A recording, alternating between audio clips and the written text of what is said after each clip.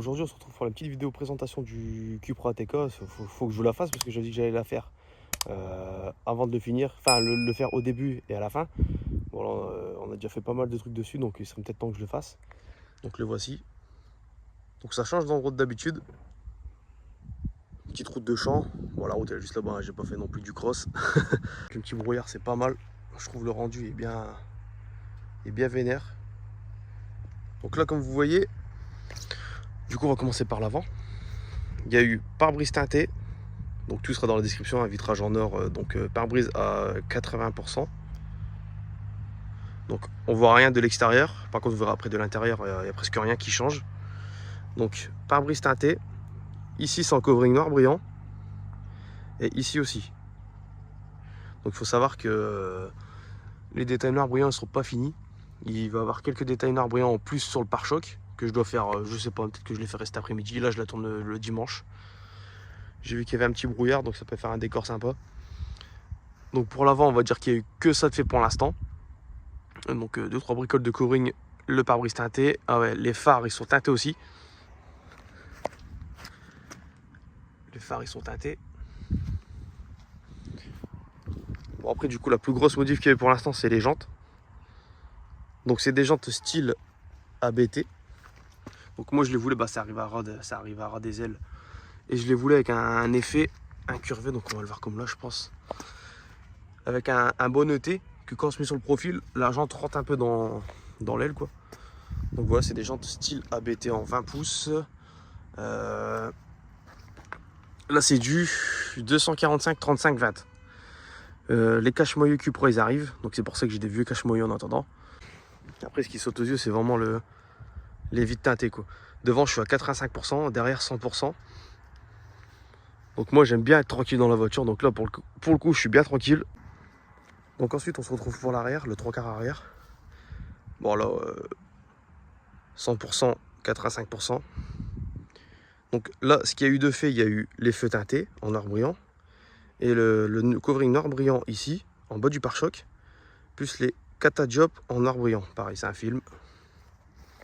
Donc on va dire qu'à l'arrière, c'est les plus grosses modifs qu'il y a eu. Donc je dis bien pour le moment. Hein. Faut savoir qu'après, il va y avoir diffuseur, ligne d'échappement, nouvelle sortie. Donc ça, il faut savoir que ça va passer en noir brillant. Parce que là, ils ont mis ça en plastique. Donc je sais pas pourquoi ils ont fait ça. Parce que sur toute la voiture, tout est en noir brillant. Ils ont claqué ces vieux trucs-là en noir mat. Je sais pas pourquoi. Donc du coup, je dois les passer en brillant. Donc le nouveau 3/4, donc il va être abaissé bien sûr pour que ça arrive à fleur. Donc il faut savoir qu'il y a le coffre électrique. Donc ça c'est bien pratique. Bon là du coup vous voyez là, le volume un peu du coffre. Donc certains disent que c'est le même volume qu'un Golf 7. Je trouve pas parce que j'en ai eu un de Golf 7 et je mettais pas autant. Parce que là je peux mettre, on est parti en vacances, j'ai mis la poussette, une valise, un gros sac au-dessus, les affaires du bébé. Et on n'a rien mis sur les sièges avant et j'avais pas mal de place encore. Donc ensuite j'ai du coup l'attelage électrique. Donc en appuyant sur ce bouton il sort. Donc vous le tirez et puis ça se clipse. Et pour le remettre c'est pareil. Voilà. Donc ça c'est bien parce qu'au moins il reste pas voyant. Donc ouais, il y a un bon coffre dedans. Donc pareil, hein, si on passe notre pied en dessous, ça s'ouvre. Donc si jamais vous avez les mains prises, c'est pas mal. Donc au niveau du moteur, c'est un 2 litres TSI basique. Donc c'est pas les nouvelles gènes, hein, c'est pas les gènes 4, c'est encore un gène 3 celui-là. Donc oui, si on enlève ce petit logo, je suppose qu'il y a le logo Volkswagen en dessous. Mais bon, moi j'en ai rien à cirer, on va dire. Moi du moins que ça marche. 2 litres TSI, j'en ai eu pas mal. J'en suis content. Donc presque ça pourrait être écrit Rodon en dessous. Du moins que c'est un 2 litres TSI, je m'en fous. Franchement, très bonne voiture. Donc il faut savoir, quand je suis parti en vacances, il n'y a pas beaucoup consommé. J'ai dû faire 600-700 bornes avec le plein. Donc c'est vraiment rien du tout. Niveau confort aussi, niveau confort, vraiment ça fait du bien parce que pour une fois on n'a pas eu le dos cassé. D'habitude on fait 1h30 de route, 2 heures avec les voitures que j'avais, on avait le dos cassé. Là franchement ça allait, on n'avait rien du tout. L'espace à l'intérieur, le fait d'être un peu plus en hauteur. Donc vous voyez on voit rien. Pourtant là mon toit est ouvert. Si vous collez on voit, mais sinon on voit que dalle. Donc au niveau de l'intérieur, bon partir basique quoi. piano black. Donc son Beats. Du coup les rétroélectriques, etc. Bon, c'est quand même pas du plastique, hein, c'est quand même moussé, mais bon, ça va encore. Je pense qu'en bas, ouais, en bas c'est du plastique. Donc ensuite l'intérieur il se présente comme ça. Donc je crois que c'est le même volant que les Cupra, juste ils ont changé l'airbag et mis les coutures. Ils ont mis les coutures dorées, je pense. Je pense que c'est le seul truc qui change avec les volants des Cupra. Donc il est pas mal. Moi je pense que je vais quand même le changer et en prendre un chez Vagshop. Donc de toute façon je vous mettrai ici Vagshop avec le code promo. Changer le volant, changer le pommeau. Vagshop il y a un peu de tout niveau VAG. Donc les sièges ils sont comme ça. Donc oui, j'ai pas les sièges perf. Ceux-là c'est ceux juste en dessous, donc Alcantara, cuir et imitation carbone quoi. Regardez un peu l'appui-tête. Bon, même si c'est pas fait pour, parce que vous risquez de vous endormir, mais franchement c'est bien confort. Ensuite, les petits tapis Cupra. Ici c'est écrit Cupra et c'est éclairé la nuit. Pareil, en dessous des rétros, il y a une petite caméra, je vais vous montrer. En dessous des rétros, il y a une petite caméra. Et la petite lumière où c'est écrit Cupra. Du coup, le soir. Donc ensuite, au niveau de l'intérieur, bon, une console centrale, on va dire basique. Frein à main électrique. Donc là, la petite molette. Donc mode confort. Après, du coup, il y a le mode sport, Cupra, individual, montagne et neige. Donc moi, je roule souvent en confort et après, je passe en Cupra. Mais je pense que je vais mettre individual en confort. Comme ça, j'ai juste à faire un tour de molette pour me retrouver en sport. Cupra, individual, etc. Ensuite, du coup, 2 ports USB, un port aux, chargeur à induction. Donc là, après, il y a le... je vais pas le mettre du coup, sinon ça va se couper, mais j'ai le CarPlay du coup. Je sais pas si j'appuie là. Donc il y a CarPlay. Donc ça, c'est vraiment important. Après, comment ça se présente un peu le menu dans la TK, ça se présente un peu comme ça. Donc je sais pas du tout, j'ai jamais eu de Leon Cupra, donc je pourrais pas vous dire si c'est exactement pareil. Donc après, il y a tout ce qu'il faut, quoi, réglage, etc. Ouverture, éclairage de l'ambiance, on peut changer la couleur du compteur. Franchement, et aussi le fait que l'écran il est pas brillant en fait, l'écran, vous voyez, il est un peu mat. Je me demande si c'est pas ça qui fait que ça bug pas, parce que c'est vraiment le premier écran que j'ai en CarPlay, où il y a vraiment aucun temps de latence et que le tactile et tout, il répond bien. D'habitude, quand j'étais sur Waze, je partais sur Spotify, des fois j'avais du temps d'attente, etc. Et vraiment sur celui-là, j'ai aucun temps d'attente, il est vraiment fluide. Donc je sais pas si c'est parce qu'ils ont pas fait du coup une qualité, on va dire HD brillant, mais moi perso ça me dérange pas. Parce que du coup en plein soleil on voit bien et il y a beaucoup moins de traces de doigts. Bon, forcément le toit est grand ouvert, je suis en 4K. Donc le moindre truc là vous allez le voir. Donc côté passager ça se passe comme ça. Donc vous voyez la petite LED. Donc à savoir que chez BA Automobile ils vont me faire mon ciel étoilé. Ils vont me rajouter les LED tout autour. Donc ça va être une exclue, on va dire qu'ils vont le dévoiler sur ce projet là. Donc il y aura le ciel étoilé. Ouais, il n'y a pas beaucoup de surface, mais c'est obligatoire. Moi j'aime bien, ça donne un petit peu d'ambiance le soir. Au niveau du compteur, on a cette vue-là. Ah, il faut que j'enlève. Ok, voilà. Donc on a cette vue-là. Celle-ci. Celle-ci. Donc après on revient à celle-ci. Donc on peut changer tout ce qui se passe au milieu du compteur, hein. Grand écran GPS, Skyrock. Donc il y a vraiment pas mal de trucs. Moi je roule principalement avec pas cette vue, non, parce que j'aime pas du tout, il n'y a aucun info. Des fois je roule avec celle-là. Ce que j'aime pas trop, c'est qu'ils ont mis le kilomètre en bas. Il manque un petit affichage tête haute, mais de mémoire il n'existe pas. Donc moi j'aime bien ce compteur parce qu'il y a à peu près tout. Kilomètre/heure, température d'huile, le pourcent que vous utilisez le turbo et le température liquide de refroidissement. Donc, en général je roule avec celui-là.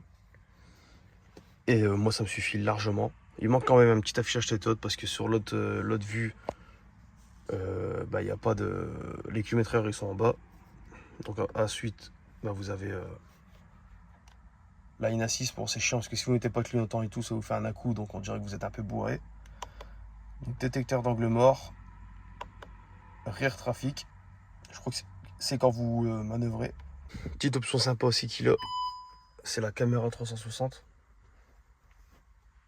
Donc vraiment, elle marche bien. Donc là, comme j'ai la portière ouverte, bah, forcément, il y a un petit bug. Donc si par exemple vous vous garez, vous voulez ce côté-là, vous appuyez là. Donc vous voyez la jante. Donc ça, pour sécuriser la jante, c'est parfait. Vous pouvez changer de vue. Donc après, il y a aussi ça.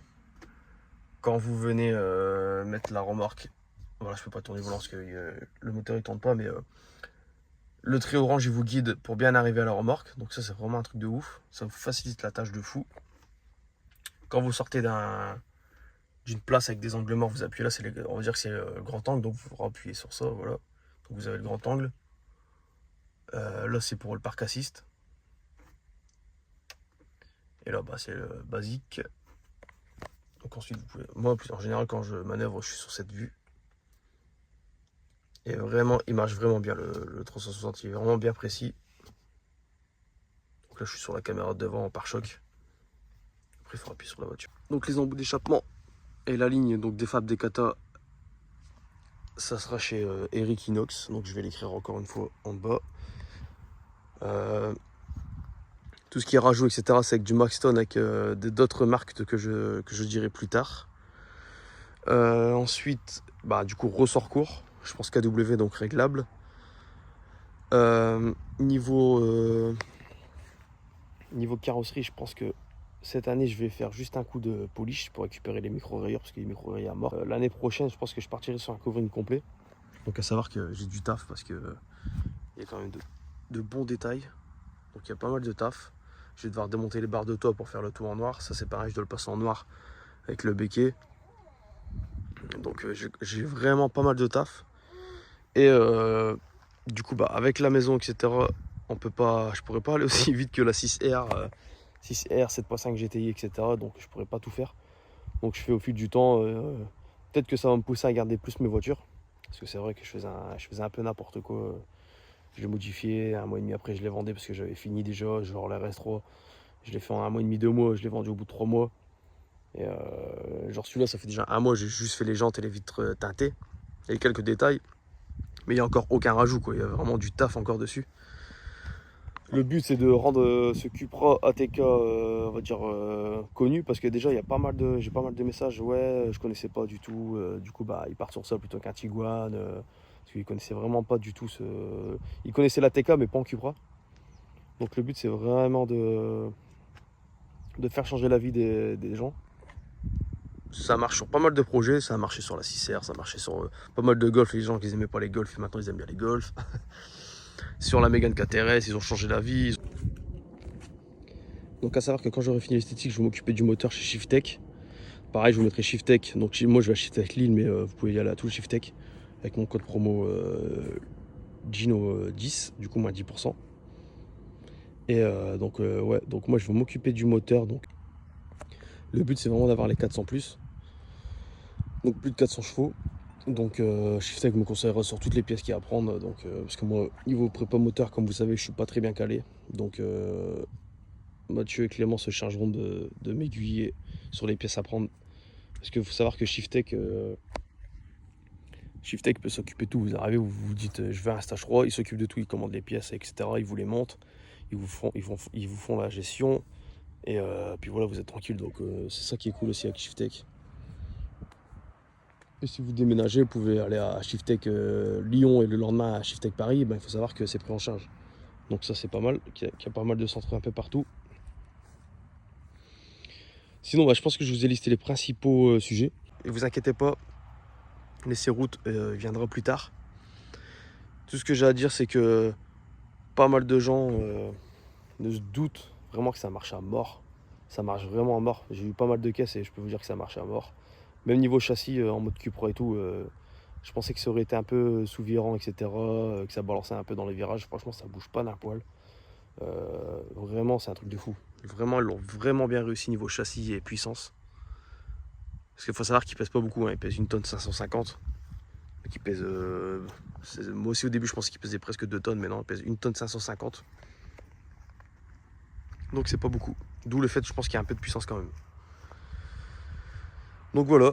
Donc moi, je vous dis À bientôt pour la prochaine vidéo. Après la vidéo là, je sortirai la vidéo des vitres teintées avec 2-3 astuces chez Vitrage en Or. Moi, je voulais vous faire la présentation avant. Et puis voilà quoi, donc restez connectés, pensez à vous abonner, liker, commenter, ça donne de la force, ça fait toujours plaisir. Et puis à bientôt.